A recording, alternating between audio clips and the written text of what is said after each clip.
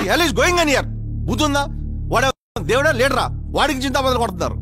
రే, నీ డబ్బులు నీకు ఇచ్చినోడికి పాలాభిషేకం చేస్తావా? సిగ్గుందా నీకు? ఒరే, మరి ఇదే పని నువ్వు చేసినప్పుడు? నా డబ్బులు నాకు ఇచ్చినోడికి నేను ఎప్పుడు పాలాభిషేకం చేశానా? గుర్తు తెచ్చుకో.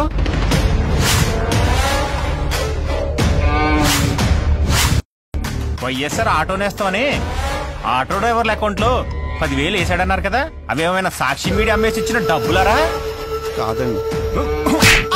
మరి పాలాభిషేకం చేసావు అమ్మ ఒడని అమ్మ లెక్కల అకౌంట్ లో 13,000 వేసాడన్నారు కదా, అవేమైనా భారతీయ సిమెంట్ అమ్మేసి ఇచ్చిన డబ్బులరా?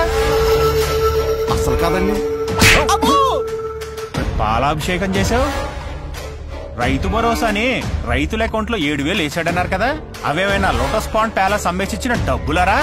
పాలాభిషేకం చేశానా? ఒరే, భారతీయ సిమెంట్ బస్తా ధర ఎంతరా? 400 అండి. అది ఎవరికైనా ఫ్రీగా ఇచ్చాడా? ఇవ్వలేదండి. మరి సాక్షి పేపర్ రేట్ ఎంతరా? 6 రూపాయలండి. అది ఎవరికైనా ఫ్రీగా ఇచ్చాడా? ఇవ్వలేదండి.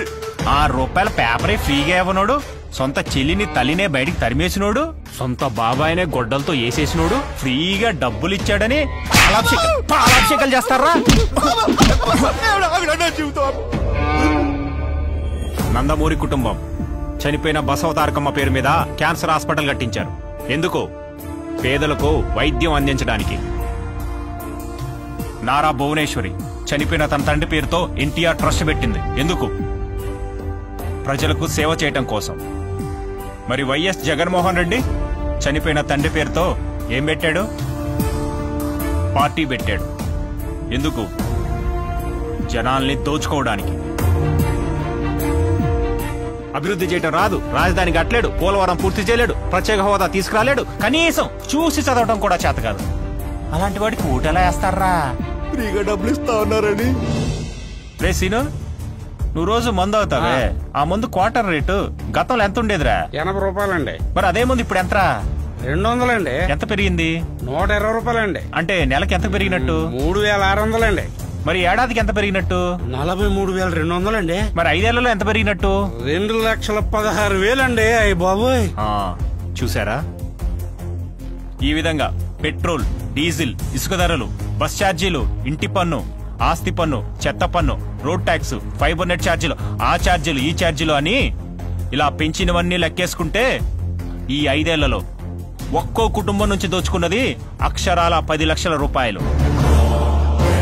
కానీ కుటుంబానికి నవరంధ్రాలు అనే పేరుతో ఈ 5 ఏళ్లలో మనకిచ్చింది 1,00,000 రూపాయలు.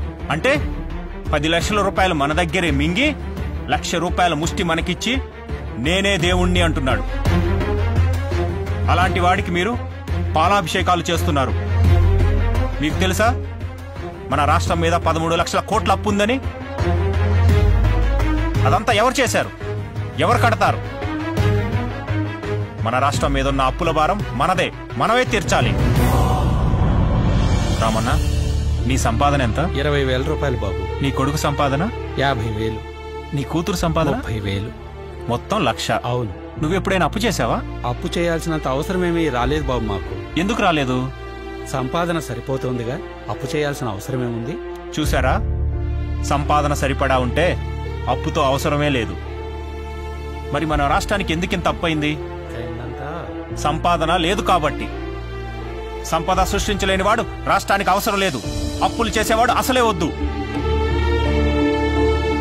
సంపద సృష్టించి సంక్షేమ పథకాలు ఇవ్వగలిగిన వాడే అసలైన నాయకుడు. అలాంటి వాడే మనకు సీఎంగా కావాలి. దేశ విదేశాలు తిరిగి ఇండస్ట్రీస్, ఇన్వెస్ట్మెంట్స్ తీసుకురావాలి. అంతేగాని ప్యాలెస్ దాటి బయటికి రాని పిరికోడికి ఈ రాష్ట్రాన్ని అప్పచెప్పకూడదు. వీడికి కియాలో ఉద్యోగం, సంవత్సరానికి 10 లక్షల జీతం.